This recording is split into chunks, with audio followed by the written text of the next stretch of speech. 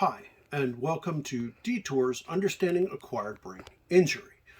I want to talk to you today about ways that you can help a loved one who has frontal lobe injury specifically. One of the things to keep in mind is that a lot of them have or exhibit certain behaviors which may be childlike, aggressive, angry, and a lot of people deal with that in ways that actually end up reinforcing the behavior.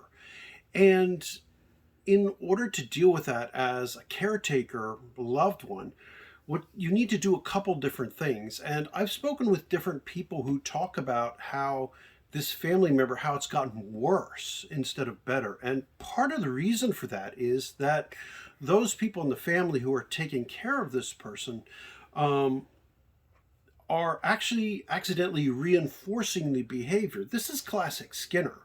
Those of you who remember Skinner from 101 in Psych, that you can do things to increase the likelihood of the behavior. Now, a reinforcer is something that increases the likelihood of the behavior. And a punisher is something that decreases the likelihood of the behavior.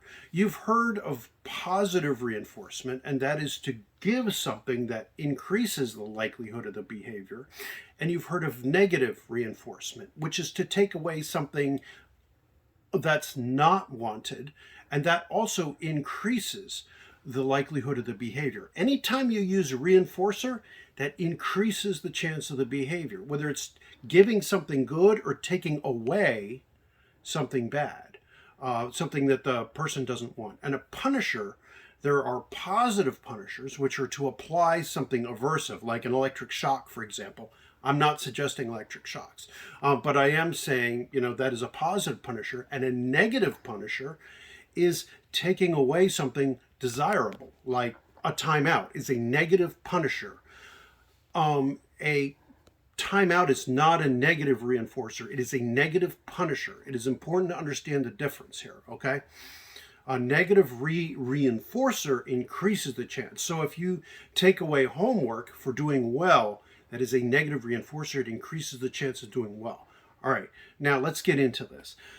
When you have a person with frontal lobe injury, they're more likely to act in a way that is aggressive or that is childlike, or to have problems with inhibition because they lose those skills often. Because of the loss of those neurons. And many times memory plays a role too. They have forgotten what was taught to them about how you act with other people in public, and they may have lost empathy and other skills. But these skills can be relearned. The problem is these skills were learned when they were 3 or 5, and they were learned through acts of their parents. Well, in many cases, an older person, their parents aren't there. And you kind of have to play that role. And as a spouse or as a boyfriend, girlfriend, as a sibling, that's hard. And so there are a couple different things you can do.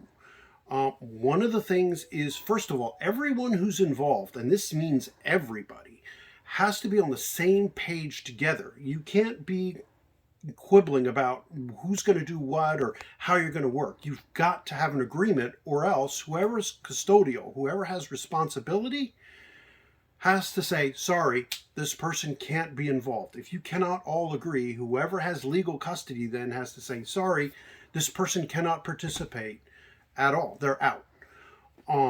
Because it's the only way. And this applies to friends too, come over for a visit. If they cannot agree, they can't participate because it will be detrimental to the well-being of the person with the brain injury. They need to learn these boundaries. It's probably the key thing that prevents employability and that leads to loneliness is problems with these behaviors, these aggressive or these behaviors that are childlike and that are bizarre or even dangerous. So first of all, everyone's got to be on the same page. Secondly, if there's a way to find antecedents, things that come before a behavior is problematic. If you see certain cues or signs, it requires careful watching. It requires looking out and even documenting or journaling. Find out, hey, is there someone or something that sets them off? That has to be taken away. Remember how I said punishers versus reinforcers? Um, a person may reinforce a certain type of behavior just by being present or by mentioning something that sets off a memory, a thought, or a feeling. They maybe have to go away for a bit, maybe not come into the room when something is happening or whatever. It requires careful documentation and monitoring. So if you can prevent an incident from happening, that's number 2. Number 3 is everyone's got to be consistent with the way they act. So when it comes to boundary setting, they have to say, this is not acceptable behavior, and they have to stick by that. They have to say, I will not tolerate you swinging at mom or dad or brother or sister. Nope. And that means we are done. We're done interacting. Everyone leaves. Or biting or spitting or kicking or whatever, or screaming at. Again, nope. And everyone has to agree. Everyone has to say, nope, this behavior is 100% unacceptable. And then they'll have to all agree to leave. No reinforcement for that kind of behavior because it increases the likelihood. So you've all got to stick together. The sister or brother can't stay around and hang around if you all say that's not acceptable. Or whatever technique you're going to use. You've all got to stick to it. And 4th, find something that is effective. Find a technique that will be something everyone can agree on. And you also have to make sure, number 5, to catch them doing positive as well. So you want to reinforce good behavior. So if they're being polite, if they're being friendly, you reinforce that. Do they like going outside? Take them outside. Do they like if somebody specific talks to them or spends time with them? Reinforce that. So anytime you catch them being appropriate, reinforce it. Yes, it's a lot of work to do this, but it is worth it in the long run. And there is hope. Things do get better over time, but you've got to be consistent. You've got to be focused, and you've got to find out the small, subtle cues which you get and reinforce good behavior and make sure you withdraw reinforcers. And that punishment is something you really want to avoid here. Worst case scenario, sometimes you do have to do that. Everyone has to leave the room. Everyone has to walk out, turn their back on the person if they're screaming, yelling, shouting.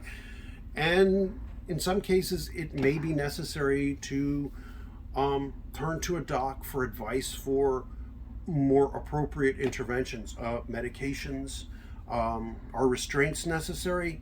It's more difficult, but that may be necessary. In some of the worst cases, long-term facilities, nursing facilities, things like that.